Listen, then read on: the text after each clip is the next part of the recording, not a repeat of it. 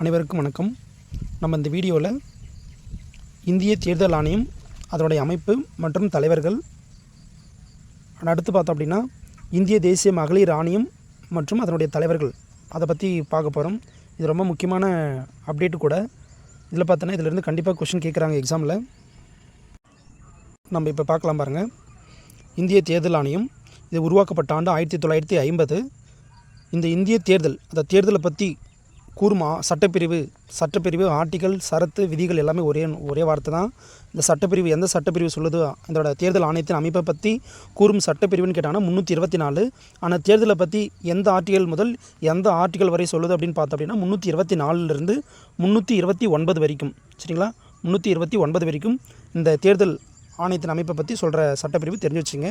இதனோட தலைமையிடம் புதுடெல்லி. தலைமை தேர்தல் ஆணையர்கள் சம்மந்தப்பட்ட கண்டிப்பாக கொஸ்டின் வரதுக்கு நிறைய சான்ஸ் இருக்குது. எப்படின்னா, முதல் தலைமை தேர்தல் ஆணையரின் பேர் என்னன்னு கேட்பாங்க. அப்படி இல்லைனா தற்போது பதவி வகித்து வர்றது யாருன்னு கேட்பாங்க. இது ரொம்ப முக்கியமானது.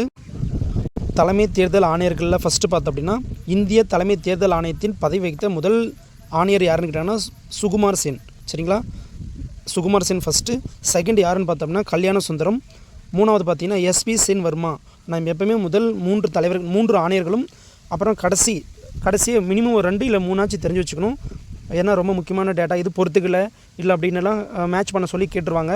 கண்டிப்பாக இது நம்ம தெரிஞ்சு வச்சுக்கணும். அதில் ரீசெண்டாக பாருங்கள் இருக்கிறது யாருன்னு பார்த்தோம் அப்படின்னா 23வது தலைமை தேர்தல் ஆணையர் சுனில் அரோரா, 24வது சுசில் சந்திரா. இப்போ தற்போது பார்த்துட்டு இருக்கோம் 2025 படி இந்திய தலைமை தேர்தல் ஆணையர் யாருன்னு கேட்டார் அப்படின்னா 25வது ராஜீவ் குமார். இது ரொம்ப முக்கியமான பாயிண்ட்ஸு. இதில் கேட்குறதுக்கு நிறைய சான்ஸ் இருக்குது. சரிங்களா? இந்திய தேர்தல் ஆணையத்தின் அமைப்பிலிருந்து கொஷின் கேட்கணும் அப்படின்னா மேக்ஸிமம் கூற்றில் கேட்டுறாங்க. ஒரு 90% கூற்றில் கேட்கறதுக்கு நிறைய சான்ஸ் இருக்குது. ஏன்னா இந்த இந்திய தேர்தல் ஆணையம் இதோட அமைப்பு எப்படி செயல்படுதுன்னா ஒரு சுதந்திரமான மற்றும் நியாயமான அமைப்பாக செயல்படணுன்றதுக்காக தான் இது உருவாக்கியிருக்கிறாங்க 1950. இதில் ஒரு முக்கியமான பாயிண்ட்ஸ் இருக்குது. நம்ம தெரிஞ்சுக்க வேண்டிய பாயிண்ட் பாருங்கள். குறிப்புன்னு சொல்லி கொடுத்துருக்குறேன்னா ஏன் அப்படின்னா இந்திய தலைமை தேர்தல் ஆணையராக பதவி வகித்த முதல் பெண் யாருன்னு கேட்பாங்க. ரொம்ப முக்கியமான பாயிண்ட்ஸ் இது. விஎஸ் ரமாதேவி. சரிங்களா? அதை தெரிஞ்சு வச்சுங்க. நெக்ஸ்ட் நம்ம பார்க்க போகிறது இந்திய தேசிய மகளிர் ஆணையம். இதை பாருங்கள், ராஷ்ட்ரிய மகிழா ஆயோக்னு சொல்லுவாங்க. இது உருவாக்கப்பட்ட ஆண்டு ஜனவரி 31, 1992. ஜனவரி 31, 1992. பாருங்கள், இதனோட தலைமையிடம் புதுடெல்லி. இதெல்லாம் நல்லா தெரிஞ்சு வச்சுங்க. அப்போ தேசிய மகளிர் ஆணையத்தின் தலைவர்கள் ஃபஸ்ட்டு யாருன்னு பார்த்தோம் அப்படின்னா ஜெயந்தி பட்நாயக் தான் முதல் தலைவராக பதவி வகித்தாங்க. செகண்ட் பார்த்தோன்னா வி மோகனகிரி. மூன்றாவது பார்த்தோன்னா விபா பார்த்த சாரதி. நெக்ஸ்ட் பாருங்கள், ரீசெண்டாக இருந்த லீடர்ஸ். இந்த ரேகா சர்மா ரொம்ப முக்கியமான நம்பர். இவங்க எக்ஸாமில் கேட்டிருக்காங்க. 10வது இப்போ இருக்கிறது. சரிங்களா? இந்த ரேகா சர்மா இருக்காருங்க பார்த்தீங்களா? இவங்க ரெண்டு முறை பதவி வகித்திருக்காங்க. ரொம்ப முக்கியமான நபர். நெக்ஸ்ட் பார்த்தோன்னா விஜயா கிஷோர் ரகத்கர். இவங்க தான் தற்போது பதவி வகித்து வரக்கூடிய இந்திய தேசிய மகளிர் ஆணையத்தின் தலைவராக இருக்காங்க. இந்த விஜயா கிஷோர் ரகத்கர் எந்த ஆண்டு முதல் பதவி வகித்து வரான்னு கேட்டாங்க அப்படின்னா அக்டோபர் 19, 2024 இவங்க இருக்காங்க. ரொம்ப முக்கியமான பாயிண்ட்ஸு. இந்த ரீசன்ட் லீடர்ஸ் எல்லாம் கொஞ்சம் மாற்றி வச்சுங்க. ரொம்ப முக்கியமான டேட்டா. ஏன் அப்படின்னு சொல்கிறேன் அப்படின்னா பாருங்கள், இதுக்கு முன்னாடி ஆர்பிஐலேருந்து கொஷின் கேட்டுகிட்டே இருந்தாங்க. ஆர்பிஐ பொறுத்த வரைக்கும் ஃபஸ்ட்டு 3 பேர் தெரிஞ்சு வச்சுக்கணும், கடைசி 3 பேர் தெரிஞ்சு வச்சுக்கணும். அது எப்போ உருவாக்குனாங்க, எப்போ அதை தலைமையிடம் ஹெட்குவார்ட்டர்ஸ் எல்லாம் சேஞ்ச் பண்ணாங்க, அதுக்கான ஷார்ட்கட் என்ன, ஃபஸ்ட்டு 3 பேர் யார், கடைசி 3 பேர் யார், அது மாதிரியான ஆர்பிஐ எடுத்துக்கிட்டால் ஒரு 5 மினிட்ஸில் எல்லா பாயிண்ட்ஸும் முடிகிற அளவுக்கு ஒரே ஒரு வீடியோ அப்லோட் பண்ண போகிறேன். நெக்ஸ்ட்டு அதுவும் ஃபாலோ பண்ணிக்கோங்க. அது ஈஸியாக எல்லாமே கவர் ஆயிரும். இப்போ நான் சொன்ன பாருங்கள், இந்த இந்திய தேர்தல் ஆணையத்தின் அமைப்பு இங்கே இருக்குங்களா, நம்ம புக்கில் பாக்ஸை கொடுத்துருப்பாங்க.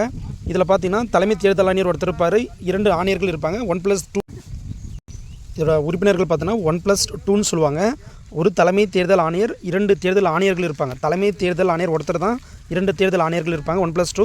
இந்த நியமனம் மற்றும் பதவி காலம் பாருங்கள், ரொம்ப முக்கியமானது இது. இவங்க இந்திய தலைமை தேர்தல் ஆணையரை யார் நியமிப்பாங்கன்னு பார்த்தோம் அப்படின்னா குடியரசுத் தலைவர் தான் நியமிப்பார். இதே மாதிரி மாநில தேர்தல் ஆணையத்தின் ஆணையரை யார் நியமிப்பாருன்னு கேட்டாங்கன்னா மாநில ஆளுநர் தான் நியமிப்பார். அது தெரிஞ்சு வச்சுங்க. இவங்களோட பதவி காலம் ரொம்ப முக்கியமானது.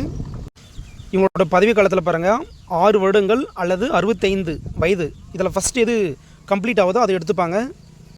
இன்னொரு பாயிண்ட்ஸ் பாருங்கள், மக்களவைக்கும் மாநில சட்டப்பேரவைக்கும் வயது வந்தோர் வாக்குரிமை அடிப்படையில் தேர்தல்கள் நடத்தப்பட வேண்டும் என்று கூறும் அரசியலமைப்பு விதி கேட்டாங்கன்னா 326. நல்லா தெரிஞ்சு வச்சுங்க. இது மாதிரி கொடுத்துட்டு கண்டிப்பாக கேட்பாங்க. நான் ஆல்ரெடி சொல்லியிருப்பேன், தேர்தலை பற்றி சொல்கிற ஆர்டிக்கல் மொத்தம் பார்த்தோன்னா 324லிருந்து 329 வரைக்கும். அதில் இந்த பாயிண்ட்ஸ் வயது வந்தோர் வாக்குரிமை அடிப்படையில் மக்களவைக்கும் மாநில சட்டப்பேரவைக்கும் தேர்தல் நடத்துகிற ஆர்டிக்கல் கேட்டாங்கன்னா 326. இதுக்கு தெளிவாக தெரிஞ்சு வச்சுங்க. இதே போல் ஆர்பிஐ இதில் இருக்கிற பாயிண்ட்ஸு, அது மட்டும் இல்லாமல் எந்தெந்த எக்ஸாமில் என்னென்ன கொஷின் கேட்டிருக்காங்க எல்லா டீட்டெயிலும் நான் நெக்ஸ்ட் வீடியோவில் அப்லோட் பண்ணுறேன். ஃபாலோ பண்ணிக்கோங்க. தேங்க்யூ. நெக்ஸ்ட் வீடியோவில் சந்திக்கலாம்.